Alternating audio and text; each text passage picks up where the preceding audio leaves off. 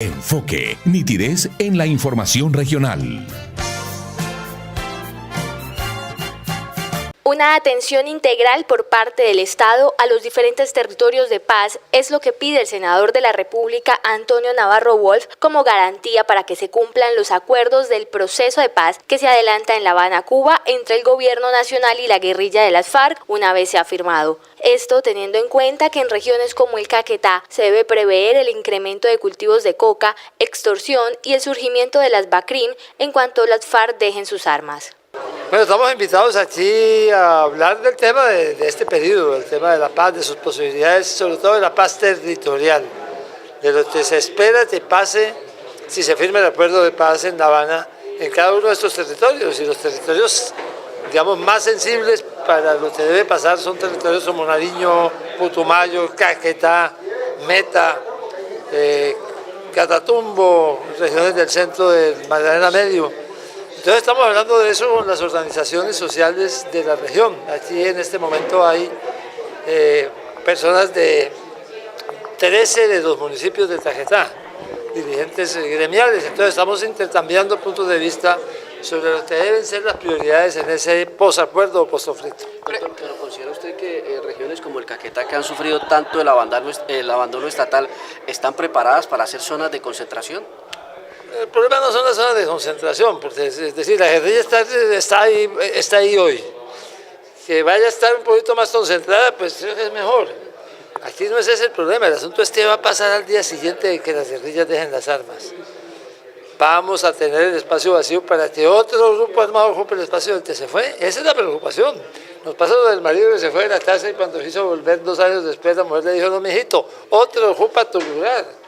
Eso es lo que tenemos que evitar, porque va a seguir habiendo estímulos para que lleguen otros grupos armados, va a seguir habiendo cultivos de coca, la coca está creciendo, por ejemplo, como cultivo en el país. De eso entonces es de lo que tenemos que conversar, sabiendo que tenemos la mala suerte, diría yo, que nos toca en un momento de dificultades económicas, que no estamos en el mejor momento de ingresos fiscales de la nación, pero con el dinero que hay que hacerlo rendir, hay que hacerlo, digamos, vincularlo muchísimo al trabajo local, con las organizaciones comunitarias, con los gobiernos locales, con los gobiernos departamentales. ¿Qué se plantea desde el Congreso precisamente para evitar que una vez dejen las armas las guerrillas no ocupen otro lugar, otros posibles delincuentes? No, van a aparecer delincuentes comunes. Para eso nosotros planteamos que debe haber presencia integral del Estado en el territorio, debe haber inversión para el desarrollo rural, debe haber inversión para el reemplazo de los cultivos ilícitos por cultivos lícitos, debe haber infraestructura, sobre todo en vías de comunicación, que debe haber justicia, que debe haber seguridad, que debe haber formalización de la propiedad. Realmente el reto es tener un paquete que llamamos presencia integral del Estado en el territorio. Si queda un vacío y no lo llena el Estado, lo va a llenar otro grupo armado. ¿Cuáles han sido las preocupaciones que han expuesto los representantes de los municipios si se tiene en cuenta que, usted lo ha dicho, la guerrilla sigue operando y desafortunadamente en todo el Caquetá sigue extorsionando? La extorsión es tal vez el delito más complicado que se tiene en el país y no es solamente de la guerrilla. Vaya a Medellín y verá cómo son los niveles de extorsión en esa segunda ciudad del país. Pero yo lo que creo es que todavía no hemos llegado a los acuerdos finales. A mí sí me parece que algo debe pasar en el momento que se firmen los acuerdos y que empiece el desarme de la guerrilla.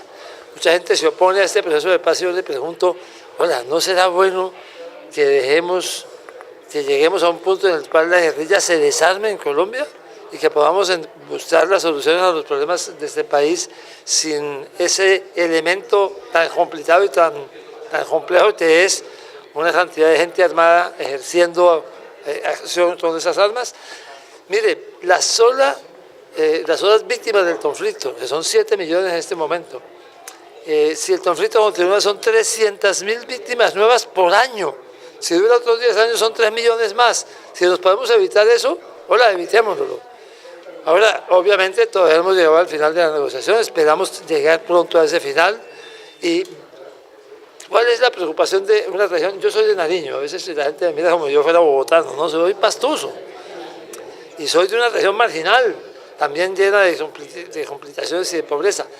La preocupación más importante de estas regiones es: ¿va a llegar dinero a estas regiones para el postconflicto, van a ser prioridad por lo menos durante un periodo de tiempo. Esa es la preocupación que tenemos. Doctor Navarro, desde su experiencia como excombatiente, ¿sí creen que se entreguen realmente las armas cuando los comandantes han dicho que no las entregan? Entregar el arma es un tema simbólico de rendición. Nosotros no entregamos las armas, nosotros dejamos las armas. Yo mismo las llevé en un container con unos generales europeos a una siderurgia en la ciudad de Yumbo, las del M-19, y las fundimos, y tenemos los hornillotes de acero. Por la pura casualidad histórica, el actual alcalde de Cali, Hermitage, es el dueño de la siderúrgica donde nosotros fundimos las armas. Entonces, lo que debe haber de garantía total es que se desarmen. No tanto que las entreguen o no las entreguen, pero que se desarmen de manera verificable. Doctor Navarro, ¿y qué decir para el caso del departamento del Caquetá, que no solo afecta a la guerrilla, sino que ya están reapareciendo nuevamente los grupos paramilitares como lo han dado a conocer los campesinos? Sí, esa es una preocupación grande, en la medida en que el Estado no haga esa presencia desde ya, debería estar empezando a hacer esa presencia ya, y mucho más desde el momento en que se firme el acuerdo de fin del conflicto, porque si no van a aparecer las Bajerín. Yo infortunadamente veo que como hay una especie de restricción económica grande en el gobierno nacional, no se han decidido los recursos necesarios para esa presencia integral del Estado en el territorio y vamos a tener un crecimiento de la Bajerín. Infortunadamente eso es lo que yo creo que va a pasar. Ahora, eso es indeseable, es así, pero las Bajerín son más fáciles de combatir que las guerrillas. Lo digo porque como gobernador de Nariño, yo fui en el periodo anterior, me tocó enfrentarme a una Bajerín y a un sector de las FARC.